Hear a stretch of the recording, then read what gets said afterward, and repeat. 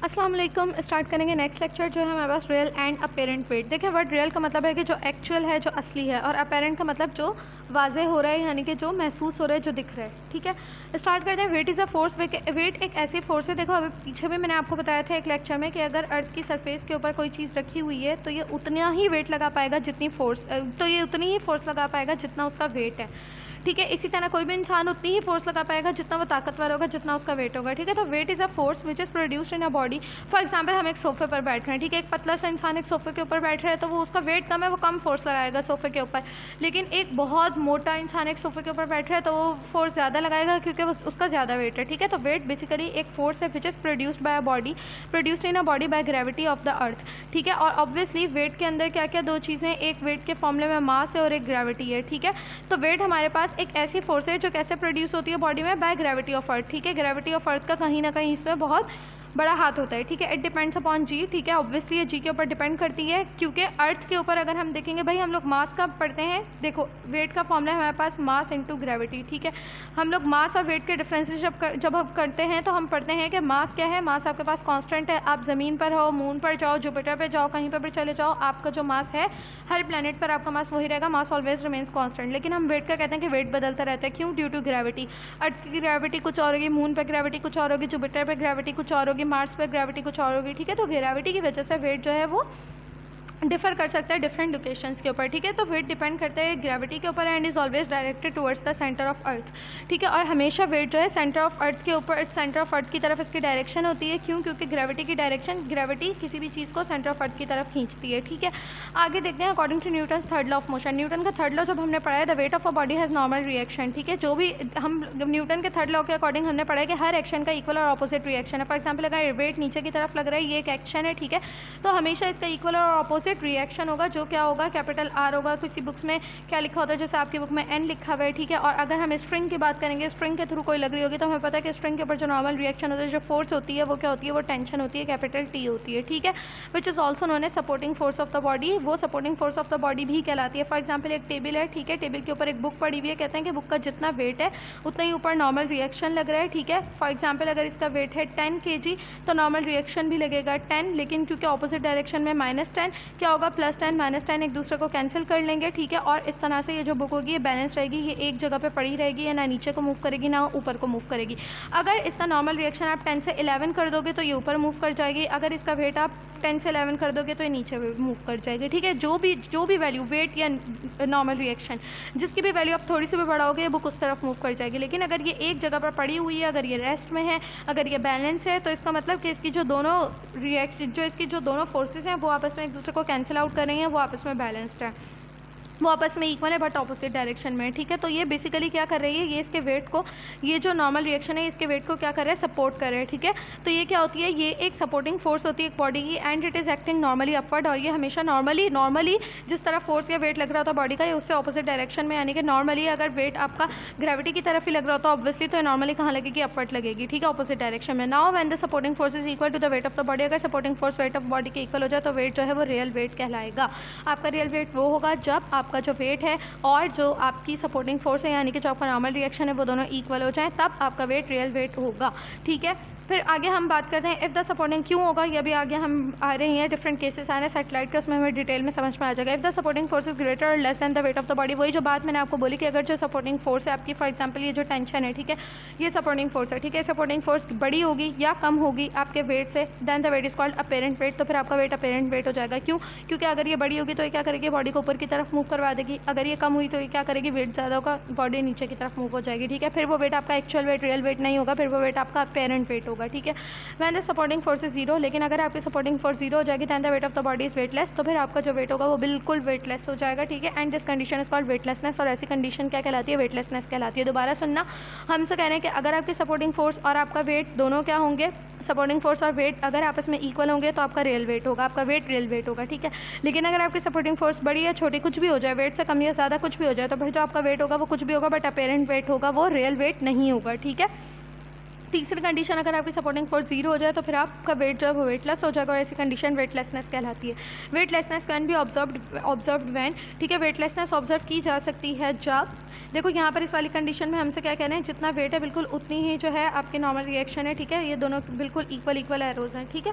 Next page पर move करते हैं। The weightlessness can B observed when, हमसे कह रहे हैं वेटलेसनेस तब देखी जा सकती है जब body falls freely under the action of gravity, जब बॉडी एक्शन ऑफ ग्रेविटी के अंडर, यानी कि जब बॉडी को फ्रीली ऊपर से फॉर एग्जांपल मैंने किसी बॉल को, पहली मंजिल पर मैं खड़ी हूँ, मैंने किसी बॉल को फ्रीली नीचे की तरफ छोड़ दिया, कोई फोर्स नहीं लगाई, बस जस्ट वो ग्रेविटी के अंडर नीचे आ रही है, तो तब वेटलेसनेस देखी जाएगी, यानी कि तब बॉडी का कोई वेट ही नहीं लग रहा होगा, बिल्कुल वेटलेस होकर and the body in satellite orbiting around the earth, और जो बॉडी सैटेलाइट में मूव कर रही होती है, ठीक है, and the body in satellite, ठीक है, और अगर सैटेलाइट में कोई है, फॉर एग्जाम्पल सैटेलाइट में अगर कोई काम करे, कोई बंदा है या कोई भी चीज़ है, कोई चीज़ सैटेलाइट में है, ठीक है, और ऐसे सैटेलाइट जो अर्थ के अराउंड रोटेट कर रही है, रिवॉल्व कर रही है, ठीक है, तो ऐसे सैटेलाइट में जो बॉडी होगी उसका वेट भी वेटलेस हो जाएगा। क्यों? क्योंकि हम लोग वेटलेस बनाते हैं, वेटलेस होता है, ठीक है, किस तरह, अभी हम लोग वेटलेस होता है, वहाँ पर कोई ग्रेविटी नहीं होती, हम लोग आर्टिफिशियल ग्रेविटी क्रिएट करते हैं, आगे डिटेल में सारे टॉपिक्स आ रहे हैं, ठीक है।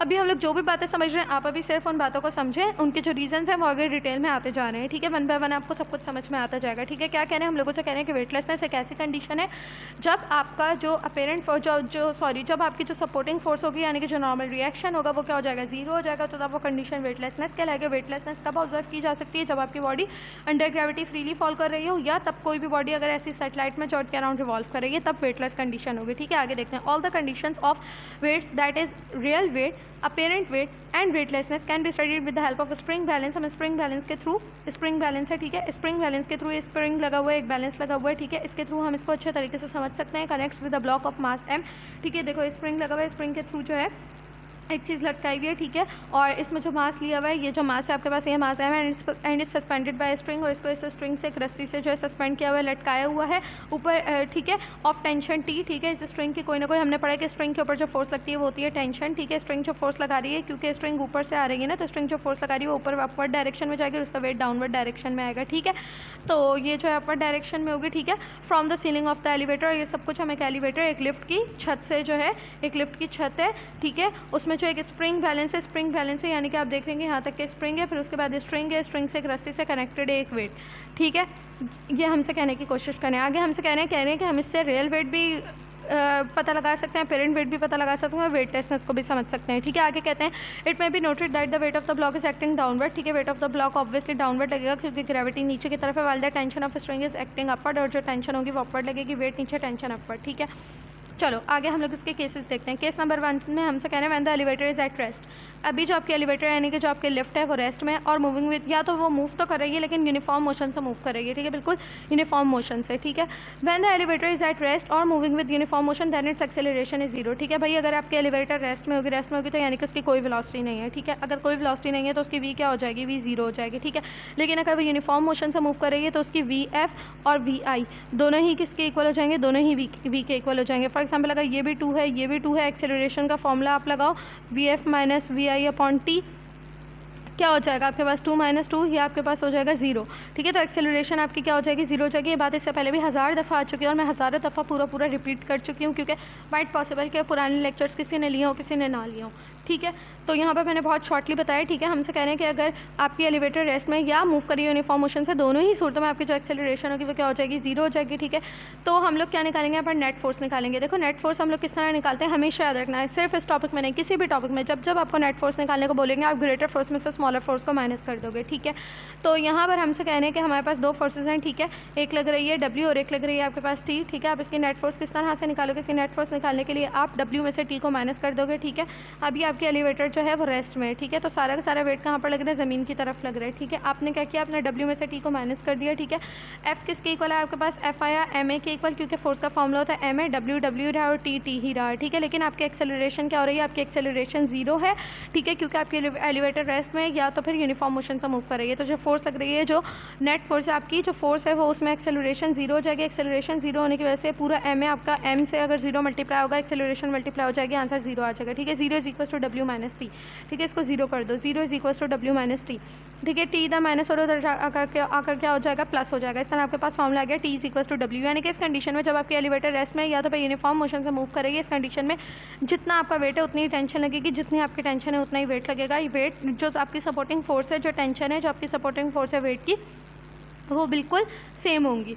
ठीक है, this is the real weight. ये है आपका रियल वेट, क्योंकि हम लोग बाय डेफिनेशन पढ़ चुके हैं कि रियल वेट वो वेट कहलाता है जब आपकी सपोर्टिंग फोर्स यानी कि टेंशन, रिएक्शन, आर एंड जो भी फोर्स है वो आपकी जो है, यहाँ पर टेंशन इसलिए क्योंकि हमने स्ट्रिंग यूज़ किया, स्ट्रिंग पर लगने वाली फोर्स टेंशन होती है। ठीक है, तो टेंशन आपके वेट के इक्वल होनी चाहिए, तो वो आपका रियल वेट होगा। ठीक है, which can be measured by using a spring balance. ठीक है, जिसे स्प्रिंग बैलेंस से मेजर किया जा सकता है। आगे देखो, when the elevator is moving upward. अब एक ऐसी कंडीशन है जिसमें आपकी एलिवेटर कहाँ जा रही है, अब इसमें आपकी लिफ्ट ऊपर की डायरेक्शन में मूव कर रही है। ठीक है, आपकी एलिवेटर ऊपर मूव कर रही है। अब अगर आपकी एलिवेटर मूव करिए तो मैंने आपसे क्या कहा था, मैंने आपसे पहले भी कहा था कि अगर आप वेट को बढ़ा दोगे और टेंशन को कम कर दोगे तो आपकी बॉडी ऑब्वियसली वेट ज़्यादा है, टेंशन नीचे की तरफ मूव कर जाएगी। लेकिन अगर आप टेंशन को बढ़ा दोगे वेट से, वेट अगर कम कर दोगे और टेंशन को बढ़ा दोगे तो ऑब्वियसली टेंशन ज़्यादा है, ऊपर की तरफ लग रही है, तो आपकी बॉडी ऊपर की तरफ मूव कर जाएगी। ठीक है, तो अब कहने के अगर एलिवेटर ऊपर की तरफ मूव कर रही है, आपकी टेंशन लगती है ऊपर की तरफ, यानी कि टेंशन इसमें क्या हो जाएगी, वेट से ज़्यादा हो जाएगी। ठीक है, हमें बाय डायग्राम यहाँ पर क्लियरली नजर आ रहा है कि वेट कम है और टेंशन ज़्यादा है। ठीक है, आगे देखते हैं, when the elevator is moving upward with acceleration a. ठीक है, तो फिर आपकी जो टेंशन होगी वो वेट से क्या हो जाएगी, ऑब्वियसली ज़्यादा हो जाएगी। ठीक है, और आपकी नेट फोर्स क्या हो जाएगी, टोटल फोर्स में हम क्या करते हैं, बड़ी वाली फोर्स में से छोटी वाली फोर्स को माइनस कर देते हैं। ठीक है, टेंशन में से W माइनस हो गया। अब हमने क्या किया, अब हम लोगों ने सिंपल हमें क्या निकालना है, यहाँ पर भी हम लोगों ने टेंशन निकाली है। ठीक है, यहाँ पर भी हम लोग टेंशन निकाल रहे हैं। टेंशन में अब हम लोग क्या कर देंगे, हमारा जो सबसे पहले तो इसको देखो, यहाँ पर अगेन कुछ स्टेप्स मिसिंग है, इसको हम इस तरीके से लिखते हैं। हम लोग नेट फोर्स को खोल देते हैं। M a is equals to, हमारे पास आ गया T माइनस डब्ल्यू। ठीक है, m a is equals to T minus डब्ल्यू आ गया। अब हम लोगों ने क्या किया, हमारा जो W है वो इधर माइनस हो रहा है, उधर जाकर क्या हो जाएगा, प्लस हो जाएगा। इस तरह आपके पास आ गया W प्लस एम ए, और इस तरफ आपके पास क्या बच गया, सिर्फ टेंशन बच गई। ठीक है, इस तरह आपके पास सिर्फ आगे पीछे करने से फॉर्मूला आ गया, tension is equals to W plus M A. This shows that, इससे हमें ये पता चलता है कि जो अपेरेंट वेट है, भाई हम लोगों ने पहले भी पढ़ा है, क्या पढ़ा है हम लोगों ने, कि अगर टेंशन और W इक्वल है तो जो आपका वेट है वो रियल वेट है। ठीक है, लेकिन अगर आपकी टेंशन ज़्यादा हो जाए या कम हो जाए, आपकी सपोर्टिंग फोर्स ज़्यादा हो जाए या कम हो जाए, दोनों ही सूरतों में आपका वेट रियल वेट नहीं रहेगा, वो अपेरेंट वेट हो जाएगा। ठीक है, तो कहने कि अब जो आपका अपेरेंट वेट होगा वो increase by an amount m है। ठीक है, अब जो आपका वेट है ये अपेरेंट वेट है और ये अपेरेंट वेट इंक्रीज हो जाएगा। ये अपेरेंट वेट आपका ज़ाहिरी वेट आपके ओरिजिनल वेट से, आपके रियल वेट से बढ़ जाएगा। अगर आपकी लिफ्ट ऊपर को जा रही होगी तो जो आपका वेट होगा वो आपके ओरिजिनल वेट से बढ़ जाएगा। कितना बढ़ जाएगा, ma बढ़ जाएगा। ठीक है, उसमें इंक्रीमेंट हो जाएगा ma का। मास जितना भी होगा, एक्सेलरेशन जितना भी होगा, उनको मल्टीप्लाई करके उसके आंसर को ऐड कर देंगे वेट में, तो आपका वेट उतना बढ़ जाएगा। ठीक है, बाय न्यूमेरिकल हम इसे सॉल्व करके भी देख सकते हैं, लेकिन यहाँ पर समझने के बाद जो कंक्लूजन निकला वो ये निकला कि जब आपके एलिवेटर ऊपर की तरफ मूव करी होगी तो आपकी टेंशन बढ़ जाएगी। टेंशन बढ़ने की वजह से जो आपका अपेरेंट वेट होगा वो बढ़ जाएगा। देखें, अब हमें समझ में आया कि इस वेट को हम रियल वेट क्यों नहीं कह रहे हैं, हम अपेरेंट वेट क्यों नहीं कह रहे हैं, क्योंकि जब हमारी लिफ्ट रेस्ट में थी, ठीक है, तो तब आपका रियल वेट क्या आ रहा था, बिल्कुल दोनों चीज़ें इक्वल आ रही थी। लेकिन अब आपका जो रियल वेट है उसमें एक चीज़ की एडिशन हो गई है। ठीक है, तो अब ये आपका वेट ओरिजिनल वेट नहीं रहा, अब इसमें एडिशन हो गई किसी चीज़ के। अभी आपका ज़ाहिरी वेट है, जो जाहिर सी बात है आप लिफ्ट से बाहर निकलोगे आपका वेट वापस से ओरिजिनल हो जाएगा। ठीक है, अब आपका वेट अपेरेंट थोड़ी ना रहेगा, वो अपेरेंट सिर्फ एक मखसूस टाइम के लिए है, सिर्फ एक मखसूस कंडीशन के अकॉर्डिंग है। ठीक है, तो वो अपेरेंट इसीलिए कहलाया कि वो हमेशा हमेशा के लिए आपकी बॉडी में चेंज नहीं हो रहा है आपका वेट। ठीक है, वो ज़ाहिरी तौर पर चेंज आ रहा है आपके वेट में। ठीक है, इसलिए वो अपेरेंट वेट कहला रहा है। ठीक है, अब आगे हम देखते हैं, हमारे पास है केस 3। ये भी इतना ही सिंपल है। अगर एलिवेटर नीचे की तरफ आ रही होगी भाई, तब क्या हो जाएगा, अगर नीचे की तरफ आ रही है, नीचे की तरफ फोर्स लग रही है, W नीचे की तरफ लग रहा है और टेंशन ऊपर की तरफ लग रही है। यहाँ पर डायग्राम में भी देख लो, W का एरो बड़ा है, टेंशन का एरो छोटा है। ठीक है, अब आपकी जो है W जो है वो W की तरफ मुँह खुला हुआ है। ठीक है, W जो है वो ज़्यादा है किससे, टेंशन से। ठीक है, अच्छा, अब आपके नेट फोर्स क्या हो जाएगी, W माइनस टी हो जाएगी। बड़ी वाली फोर्स W है तो W पहले आ जाएगा, T बाद में आ जाएगा, W माइनस टी हो जाएगी। ठीक है, W एज इट इज़। अच्छा, अब देखना, अब अगेन यहाँ पर थोड़ा सा मिसिंग है। यहाँ पर क्या हो जाएगा, F की जगह पर आप पुट कर दोगे MA, ये हो जाएगा MA is equal to W minus T. ठीक है, आपको T निकालना है। आपने क्या किया भाई, आप सबसे पहले तो इसको ऐसे कर लो, अच्छा छोड़ो, इसको ऐसे कर लो, T को उधर ले जाओ, प्लस में हो जाएगा। ठीक है, अगर आप इधर ही रहने देते हो, W को उधर ले जाते हो तो T भी माइनस में रह जाएगा। ठीक है, हमें T इज इक्वल टू की तरफ चाहिए ना, तो बेहतर है कि T को उधर ले जाओ ताकि वो माइनस से प्लस में भी हो जाए साथ साथ। ठीक है, और F जो है वो इधर आ जाएगा। अब आपका फॉर्मूला कुछ इस तरह बन जाएगा, T is equal to W minus F। ठीक है, तो ये क्या हो जाएगा, W माइनस F की जगह हमने पुट कर दिया MA।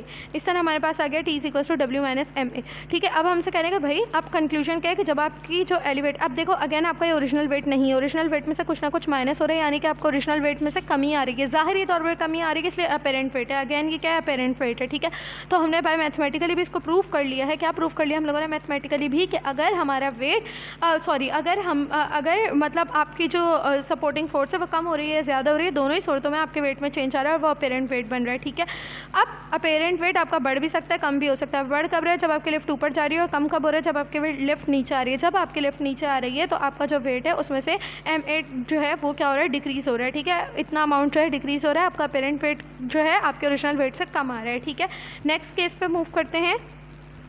लास्ट केस इसका बहुत सिंपल सा, when the elevator is falling freely, ठीक है। अब हम लोगों ने एक और कंडीशन पढ़ी थी। एक और कंडीशन हमने ये पढ़ी थी कि अगर फ्रीली, यानी कि फ्रीली का मतलब अंडर ग्रेविटी, ठीक है, अंडर ग्रेविटी अगर आ रही होगी तो आपका वेट जो होगा वो वेटलेस हो जाएगा। कंडीशन वेटलेसनेस कहलाती है, ठीक है। अब हम लोगों ने कंसिडर किया कि एलिवेटर में जो स्ट्रिंग थी ना, जो स्ट्रिंग थी जिससे वेट टंगा हुआ था, ये स्ट्रिंग टूट गई, ठीक है। अब ये स्ट्रिंग टूट गई तो क्या होगा? एकदम से धड़ाम करके नीचे गिर जाएगी अंडर ग्रेविटी, ठीक है। अब जब ये धड़ाम करके नीचे गिरेगी यानी कि आपकी स्ट्रिंग ब्रोक हो गई और एलिवेटर जो है, फॉर एग्जांपल एलिवेटर जो है वो एलिवेटर ही पूरा का पूरा जो है, फॉर एग्जांपल एलिवेटर की स्ट्रिंग टूट रही है, ठीक है, एलिवेटर की स्ट्रिंग टूट रही है, ठीक है। तो क्या हुआ? आपका एलिवेटर ही धड़ाम करके नीचे आ रही है, ठीक है। एलिवेटर आपकी बिल्कुल अंडर ग्रेविटी बिल्कुल नीचे जाकर ज़मीन के साथ लग रही है, ठीक है। कोई कंट्रोल नहीं है उसके ऊपर, बिल्कुल ग्रेविटी के नीचे धड़ाम करके आ रही है, ठीक है। तो क्या होगा? एलिवेटर फॉल फ्रीली हो जाएगी under the force of gravity. तो फिर आपकी जो एक्सेलरेशन होगी एलिवेटर की वो कितनी हो जाएगी? वो g के बराबर हो जाएगी, बिल्कुल एक्जैक्टली ग्रेविटी के बराबर हो जाएगी, ठीक है। एलिवेटर की एक्सेलरेशन ड्यू टू ग्रेविटी के बराबर हो जाएगी। अब अगैन वही वाला फॉर्मूला लगाओ, W - t का हम लोगों ने फॉर्मूला लगाया, F = W - t, ठीक है। अब हमारे पास क्या हो गया? T = W - ma, ठीक है। किस तरह? हम लोगों ने अगेन T को उधर मूव करवाया, F को इधर मूव करवा लिया, फॉर्मूला हमारे पास हो गया T = W - F, और इस तरह आ गया T = W - ma, ठीक है। अब ज़रा समझना, अब मैंने क्या किया यहाँ पर, A को किसके इक्वल ले लिया? A को मैंने G के इक्वल ले लिया, क्योंकि यहाँ पर हमें बोला हुआ है ना, ठीक है। A को G के इक्वल लेंगे तो ये हो जाएगा W - mg। अब ज़रा एक बात देखना, mg क्या है? mg वेट ही तो है, वेट माइनस वेट से वेट कैंसिल हो जाएगा, या आप वेट का फॉर्मूला खोल लें mg - mg, ठीक है। दोनों ही सूरतों में आपकी जो टेंशन होगी वो क्या हो जाएगी? बिल्कुल ज़ीरो हो जाएगी। आपका वेट क्या हो जाएगा? बिल्कुल अपेरेंटली गायब हो जाएगा, ठीक है। तो अगर कोई चीज़ ना सिर्फ लिफ्ट बल्कि दुनिया में कोई भी चीज़ अगर अंडर ग्रेविटी बिल्कुल फ्री फॉल मूव कर रही है तो क्या होगा? तो उसका वेट जो है वो वेटलेस हो जाएगी, ठीक है। The spring balance will show zero reading, ठीक है। स्प्रिंग बैलेंस पर ज़ीरो रीडिंग आएगी और ऐसी कंडीशन वेटलेसनेस ऑफ बॉडी कहलाती है, ठीक है। डिटेल में हमें सारा कुछ समझ में आ गया। बहुत इजी टॉपिक था, बहुत मज़े का टॉपिक था, बिल्कुल भी मुश्किल नहीं था, बस कॉन्सेप्चुअल आपको समझना है। नेक्स्ट 2 टॉपिक सिर्फ इस चैप्टर के रह गए हैं, इससे भी ज़्यादा इजी हैं, ठीक है। अगर सेटेलाइट वाला हमने समझा हुआ है और अगर ये कॉन्सेप्ट हमने वेटलेस वाला और ये सब कुछ कॉन्सेप्ट अगर हमने समझा हुआ, बहुत ईजी टॉपिक है। इंशाल्लाह स्टार्ट करेंगे नेक्स्ट लेक्चर में। अल्लाह हाफ़िज़।